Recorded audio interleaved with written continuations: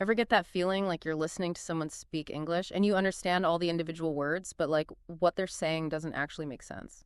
Uh, yeah, I think anyone who's ever like tried to learn English has definitely felt that at one point or another. English has a lot of those kind of like weird phrases. It does, and that's what we're going to be looking at today. We're doing a deep dive into idioms, those phrases native English speakers use all the time, where the actual meaning is totally different than what the individual words mean. Like, for example, raining cats and dogs. Like, what in the world does that even mean? Yeah, it's a pretty strange image if you try to picture it literally, right? It is, and that's exactly what makes idioms so interesting and sometimes so tricky to understand. So, for you listening today, our mission is to like demystify these idioms. We want to equip you not just to understand them, but to actually use them yourself, and Wow. to help you sound more natural and confident when you're speaking English. And for this deep dive, we'll be drawing from, you know, a ton of different examples and explanations of idioms and stuff. Yeah, and so let's start by like taking a step back and just making sure we all understand what idioms are and like why it's so important to understand them, for speaking English well. Okay, yeah. So idioms, just to recap, are these phrases where you can't actually figure out the meaning by like looking up each word separately in the dictionary or Exactly. Yeah, it's like the whole phrase has its own meaning. yeah. It's kind of separate from the individual words. And like these idioms, they're not just some random thing, you'll hear them everywhere, like in casual conversations, in books and movies, even in like business settings. Oh yeah, absolutely. I mean, think about a phrase like hit the sack. That means to go to bed early. But if you think about the literal meaning of those words, it makes zero It sense. really doesn't, yeah. And that's actually a great example because it illustrates how idioms often have roots in history or culture, like hit the sack. It's believed that that comes from when people used to sleep on like straw-filled sacks. So Mhm. the phrase kind of stuck around, even though no one really sleeps on sacks anymore. Right, it's like a little window into the past. And speaking of history, like, why should our listeners spend their precious time learning these seemingly random phrases, right? Like, what's the actual benefit? Well, for one thing, using idioms makes your English sound way more natural. Mm, It helps wow. bridge that gap between like textbook English Yeah. and how native speakers actually talk. Oh, yeah, definitely. Like, native speakers use idioms all the time without even thinking about it. So, like, understanding them helps you pick up on those subtle cues and, like, really get what people are trying to say. For sure, it helps you connect with the language on a deeper level. And honestly, idioms can make your conversations so much more fun and interesting. Like saying something was a piece of cake is way more expressive than just saying it was easy. Right. It's like adding some flavor to your language. And so let's actually dive into some specific examples, starting with idioms that you might hear in everyday conversations. Sounds good. Let's do it. Okay, so how about this one? Break the ice. This is a classic idiom for those awkward moments when you're like meeting new people. Well, yeah, it's all about like starting a conversation and kind of easing the tension. So you could say something like, he told a joke to break the ice at the party. Yeah, exactly. And then there's a piece of cake, which basically means something is super easy, like the test was a piece of cake. I wish more things in life were a piece of cake, right? Right. Okay, next up, spill the beans. This means to reveal a secret, usually accidentally. So, like, don't spill the beans about the surprise party. Oops, sometimes those beans get spilled anyway. They do. And then we have hit the sack, which we talked about a bit earlier. It means to go to bed. So you might say, I'm exhausted. I think I'm going to hit the sack. Yeah, that's definitely one I use on a regular basis. Yeah. And then we have under the weather, which is a way to say, you're not feeling well, like I'm feeling a bit under the weather today, so I think I'll stay home. Okay, so those are some idioms you might hear in just everyday life, right?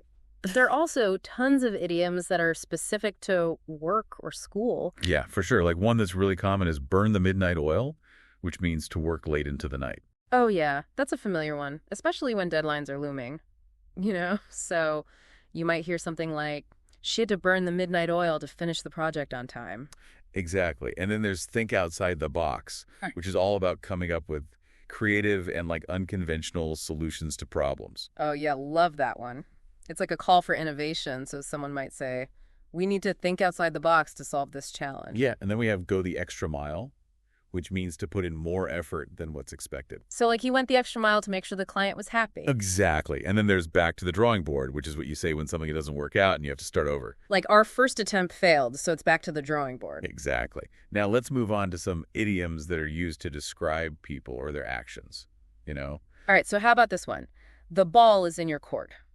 This basically means it's someone else's turn to make a decision or take action. Oh, yeah. So you could say, I've made my offer. Now the ball is in your court. Right, and then there's hit the nail on the head, which means to say or do something that's exactly right. You perfectly describes the situation. Like you hit the nail on the head with that explanation. It's like that feeling of satisfaction when you get something just right, and then we have pull someone's leg, which means to joke with someone, to tease them in a playful way. Yeah, so like I was just pulling your leg. I didn't really win the lottery. And then there's cold feet, which describes that feeling of nervousness or doubt that you get right before a big event. Like he got cold feet right before the wedding. Oh, man.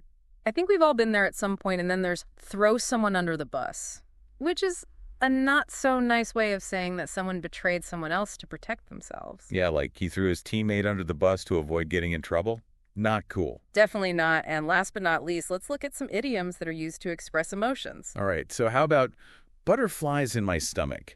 That describes that nervous feeling you get before something important. Yeah, like I always get butterflies in my stomach before a big presentation. Then there's break a leg, which is actually a way to wish someone good luck. Yeah, it seems kind of counterintuitive, right? But you would say this to someone before a performance or a competition, like, break a leg out there. Then we have a blessing in disguise, which describes something that seems bad at first, but actually turns out to be good. So you might say, losing that job was a blessing in disguise because it led me to a much better opportunity. And then there's cry over spilled milk, which means to dwell on something that's already happened and can't be changed. Like, there's no point crying over spilled milk. We just have to move on. Exactly. And then finally we have jump on the bandwagon, which means to join a trend or activity because it's popular. Yeah, so like, everyone's using that new social media app, so I guess I'll jump on the bandwagon. So we've covered a lot of ground here. We've talked about what idioms are, why they're important, and we've looked at a bunch of examples. But now the question is, like, how do you actually start using these idioms in your own conversations, right? Yeah, like how do you make them sound natural and not forced? That's a great question. So the first thing is to really pay attention to how native speakers use idioms. Like listen to their conversations, watch movies and TV shows, pay attention to the context, the situation, the tone of voice. All those things can give you clues about how to use idioms correctly. Totally. And it's also important to start small.